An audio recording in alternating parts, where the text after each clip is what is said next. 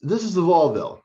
The story of this is that I was approached by the editor of the IMCOS Journal because she had read in Daniel Crouch's rare books that he had a book for sale that showed a number of astronomical things, including these Volvilles, and that this book was owned by Mary, Queen of Scots.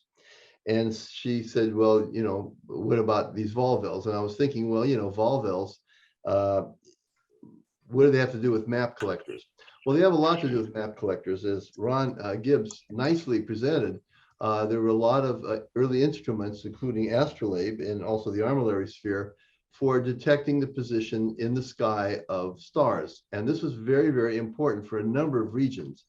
Agricultural reason, the first rising of a star Sirius on the horizon meant to the Egyptians that the Nile was soon going to flood, so you better get ready to plant. It had navigational reasons to determine accurately the position of stars in the sky, astrological reasons. So there's a lot of reasons why that was very important, and the ancients were quite interested in that.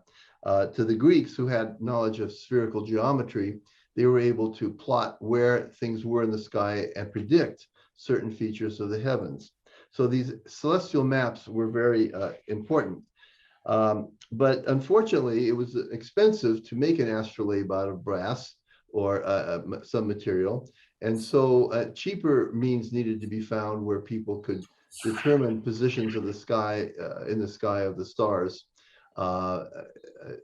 accurately. This is an example from a map of from Andrew Solarius's Harmonium Macrocosmica. And this shows, again, essentially in the middle, the Earth is in the middle and the sun is going around, as you see, in an eccentric orbit.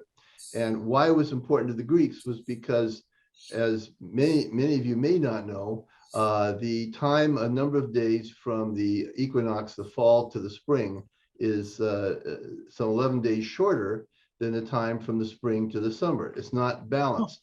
And the Greeks observed that, they knew it, and they created this model here, which showed an eccentric circle of the sun, as you can see, going up, so that, can you see this pointer? Yeah, yeah. All right, so the time from here to here was shorter than the time from here to here by making this circle eccentric. Now, we know why that's the case, because actually the Earth goes around the sun in the ellipse, and the sun is located near one of the foci. And so the distance of the orbit from one equinox to the other in the shorter part of the ellipse is shorter by a number of days than the longer part. So the Greeks they didn't care about accuracy. They cared about positioning and why things were. And so that was why it was very important to know about the positions. So what happened was, in the Renaissance, with the advent of better printing methods and books, people were able to construct these volvelles as ways of determining positions of things like the stars in the sky, but in a book that was cheaper. You buy the book if you could afford it, if you were a rich merchant, many of whom didn't read, but they had a big library for status, or you're a scholar, you could buy a book. You get one of these, you find the page that has the pullout on the right, you cut out the dials and you insert them with a string or a tab to the left picture where there was on the book a grid system. And you could make a Volvelle of your very own. And so it had a certain economy of scale and cheapness where you could then detect positions of things in the sky. So what is a Volvelle? The English dictionary says it's a device consisting of one or more movable circles surrounded by other graduated or figured circles for calculating the rising and setting of the sun and the moon, the state of the tides, and so on. And so you could make your own Volvelles if you own this book. So here's an example of a Volvelle. This is from Peter Appianus's Geographica, 1584. And what you see here is you see this, the outer dial with a little sun on it and the pointer, and then an inner dial with a moon. What you would do is you would set the time in the sky that you saw the moon, and then you would turn the dial of the sun so that this little cutout window matched the phase of the moon. And that way you could then tell the relative position of where the sun was by moving this long dial, which would carry along this other dial with it in the heavens. And this here is a celestial grid in the sky of 24 hours. So you could position where the sun and the moon was at any given time of the day by how the moon looked in the sky at night at a certain time. So this was one illustration of how Volvels worked. Another Volvel, this is another one from a famous book. This was from Astronomicon Caesarium, also by Peter Appian, that was created for the emperor of the Austro-Hungarian Empire. And this helped you position where Mars was. And you had this dial of an epicycle of Mars going around its epicycle, and then it would go around the deferent around the middle of the in this case the Earth, and you could position with these strings where on the angle of the sky in degrees of latitude and longitude in the sky Mars was located at any given time of the year. So again, this had that purpose of helping you locate the position of a planet in the sky using this kind of system. This is a different kind of a Volvel. This used a pointer instead of a string. And this is a dial here, and this dial would go around. And this would help you determine how many Sundays it was until Easter. Very important to early Christians. So in a January 1st, here you see January, February, March, April, May, June, and so on. You would pick January 1st, and you would see on that day where the pointer would be A, B, C, D, E, and so on.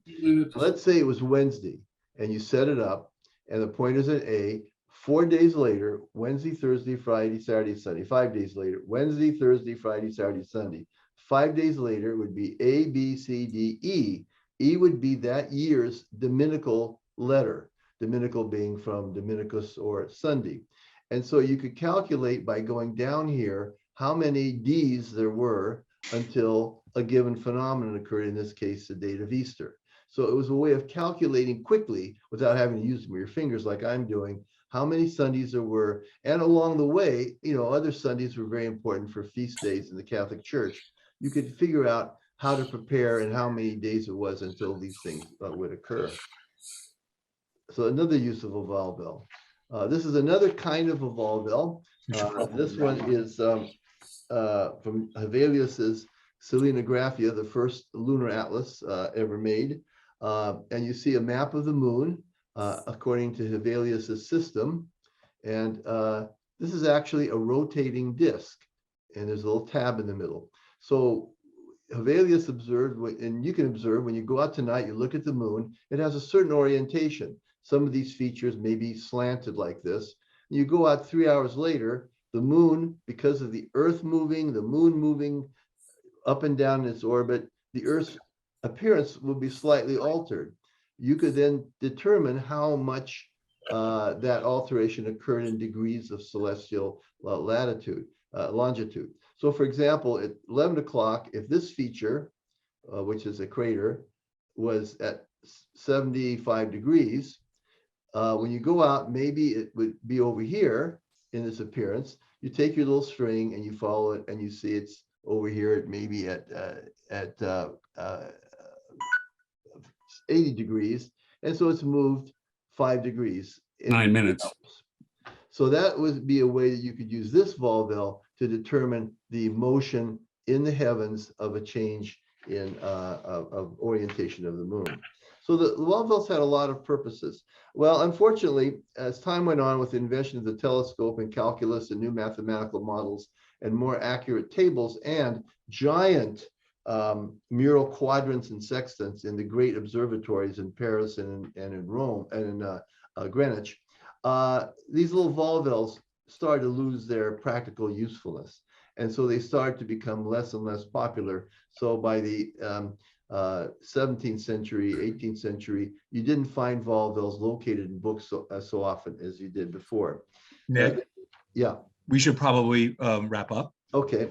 So anyway, that's what the Volvels are. And I just wanted to present this to you. So they were accurate ways of looking at the positioning of stars in the heavens. And Nick, have you written about this, or are you in process with an article about Yeah, this? I'm writing an article for the IMCOS Journal. It's going to be coming out in the next issue. For any of you a member of IMCOS, it'll be there. Cool. All right. Thank you very much. That's fascinating. I appreciate you jumping in. I have one quick question. Yeah.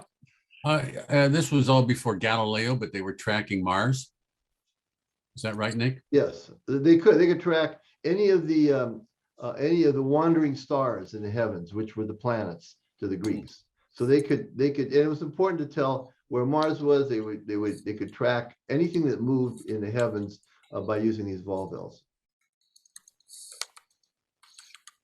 Hey, Nick, a question for you. Have you seen this, one of these things? It's called a Miller Planisphere. Well, actually, that was my next slide. If I had 2 more minutes, that is the modern version of that's the great granddaddy, grandson and daughter of the volvels. And you see the. Can you hold that up again, Steve?